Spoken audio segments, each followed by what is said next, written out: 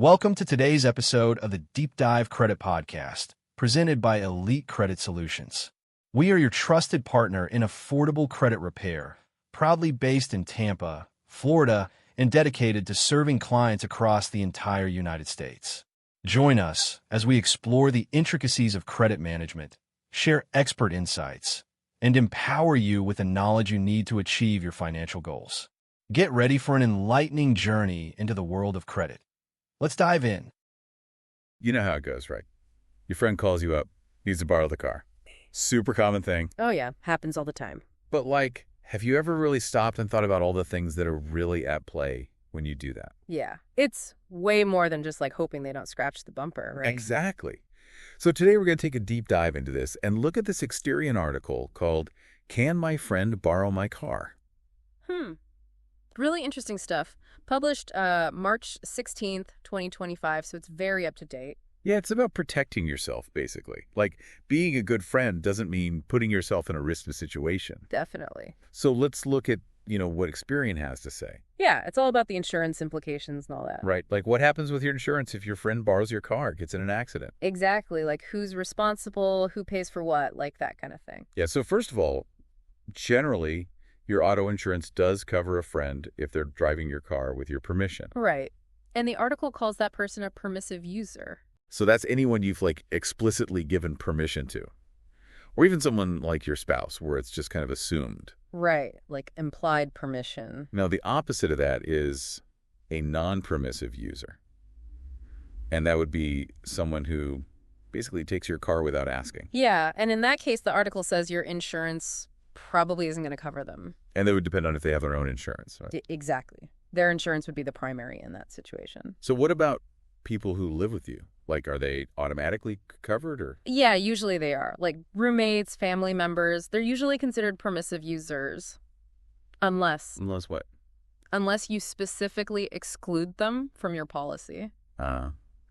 But even then, the article really recommends that you list anyone who drives your car regularly on your policy anyway. So even if it's your roommate and they use your car once a week or something? Yeah, it's a just-in-case thing, to be on the safe side. Makes sense. So what about this? Will my insurance go up if I just let a friend borrow my car every now and then? The article says probably not. No. If it's truly occasional. Okay, good. But if your friend does get into an accident and you have to file a claim, yeah, well, then your insurance could definitely go up. Oh, man. It's you're doing them a favor and then, bam, you get penalized. Yeah, kind of. It's because the insurance company sees a claim on your car and they think, okay, this car's more risky to insure now. Right.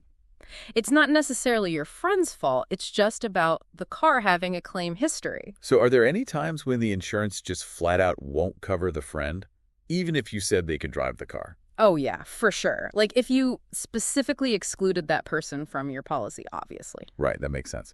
What else? Well, if you have one of those named driver policies. Oh, yeah, those are the ones where only the people named on the policy are covered. Exactly. So if your friend isn't listed, no coverage. Okay. Anything else? Yeah, one more. Sometimes the insurance company might decide that a person should have been on your policy even if they weren't. What? How does that work? Let's say you have a nanny who drives your kids around all the time.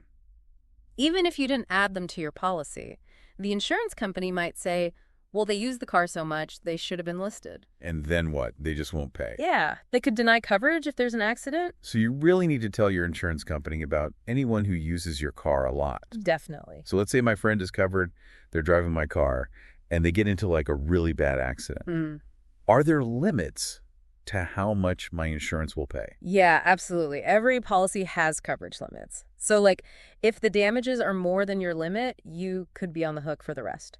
Oh, no. So what happens then? Let's say the damages are $60,000, but my limit is only $35,000? Well, in that case, if your friend has their own car insurance, their policy might kick in and cover the extra $25,000. Oh, okay. That's good at least. But it sounds like it's better if everyone has their own insurance anyway. Definitely. And that's why the article mentions things like shared policies or just adding the person to your policy if they drive your car often. Right. Because then you don't have to worry about all this, right? Yeah, exactly. You're way more protected. Okay, so let's say my friend is a total bonehead and takes my car without asking. Oh, boy. And they get into an accident. Yeah. Am I still responsible for that? Thankfully, no. Usually you're not liable for the damages if someone takes your car without permission. Okay, that's a huge relief. It's their responsibility in that case. But what about my car? Like, what if they totaled it? Yeah, that's the tricky part. If your car gets damaged and the driver who took it doesn't have insurance or their insurance doesn't cover it all, Oh, no. you might have to use your own insurance to get your car fixed. So even though I didn't do anything wrong, I still had to deal with it. Yeah, unfortunately. You could be looking at paying your deductible, and your insurance might even go up after that. So this is all really making me think twice about lending my car out. Yeah, it's definitely not a decision to take lightly.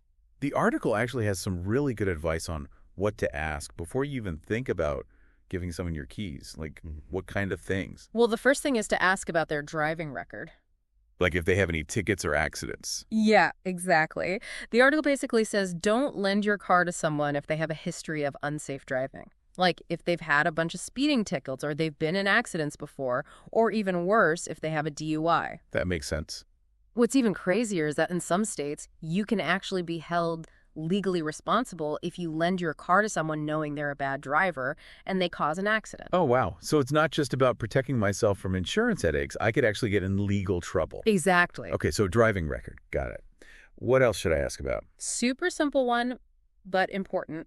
Make sure to have a valid driver's license. Yeah, of course. Like, I wouldn't lend my car to someone who's never even had a license. Right. And it's illegal in pretty much every state to drive without a license. Plus, it's super dangerous. Yeah, for sure. And you know what else I always make sure to ask? What's that? If they have their own car insurance. Oh, yeah, that's crucial. Because even though, like you said, my insurance will probably cover them if they're driving my car with permission, I still feel better knowing they have their own coverage too. Yeah, and it's important for them to have their own insurance in case they get pulled over, you know? Right. Like they could get a ticket or even lose their license if they're driving without insurance. Exactly. And then there's the whole thing about if the damages are more than my insurance covers, like we talked about, their insurance could help cover the rest. Exactly. It's like an extra layer of protection. So last question from the article. You have to ask what they're going to use your car for. Why is that important? Okay, so this is kind of a sneaky one. A lot of personal car insurance policies won't cover you if you're using the car for business purposes. Ah, okay. So like if your friend is going to use your car to drive for Uber or something. Exactly. Or if they're going to be delivering pizzas or something like that. Got it. So basically, if your friend gets in an accident while they're using your car for work, your insurance might not cover it. So even if it seems like a totally harmless favor, you really need to know what they're going to be doing with your car. Absolutely. And the article says if you're not comfortable with any of their answers to these questions, just don't lend them the car. It's better to be safe than sorry, right? Totally. So what about those situations where someone needs to borrow your car pretty regularly? Like, what are your options then?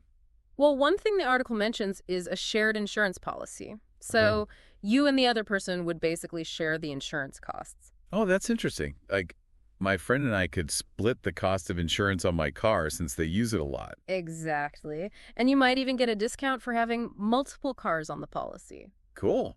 But is there a catch? Just a small one. Some insurance companies won't let you share a policy if you're not married. Okay. So it might not work for roommates or just friends who aren't married. So what if we can't share a policy? Well, then the best option is just to add the person to your policy as a driver. Right. Yeah, it might make your insurance go up a little, but it's the safest way to make sure they're covered if they're driving your car a lot. All right. So I think we've covered a lot. So for everyone listening, what are the big takeaways here? The biggest thing is to really understand your insurance and the risks involved before you lend your car to anyone. And to make sure you ask all those important questions about their driving record, their license, their insurance, and what they're planning to use the car for. Exactly. And don't be afraid to say no if you're not comfortable. Right. Like it's your car. You get to decide who drives it. And adding a driver to your policy might seem like a pain, but it could save you a lot of trouble in the long run. It's all about peace of mind. And you know what? The article even had some good tips on how to save money on your insurance. Like what were those again? Yeah, they said you should definitely ask your insurance company about any discounts you might be eligible for, like if you bundle your car insurance with your home insurance or if you have a good driving record, stuff like that. Oh. And they also said you should compare quotes from different insurance companies. You might find a better deal somewhere else. And Experian can help with that, right? Yeah, they have a free tool on their website that lets you compare car insurance quotes from different companies, so that can save you some time and hassle. Optimal. I think this has been super helpful. So, listeners, before you lend out your car, remember to check your insurance policy and think about all the things we've talked about today. It could save you a lot of stress and money in the long run. Yeah, and one last thing to think about. It's not just about the insurance, right? Like, think about your relationship with this person, how much you trust them, and if you're really okay with them driving your car. It's a big decision. It is. So choose wisely. Up another insightful episode of the Deep Dive Credit Podcast, brought to you by Elite Credit Solutions, your go-to resource for affordable credit repair across the United States. We appreciate you joining us today, and we hope you found the information valuable and empowering. If you're ready to take control of your financial future, don't hesitate to reach out to us at 813-317-6776. Additionally, don't forget to like today's podcast, share with your friends on social media, follow us, and subscribe to our YouTube channel to stay in tune with future updates.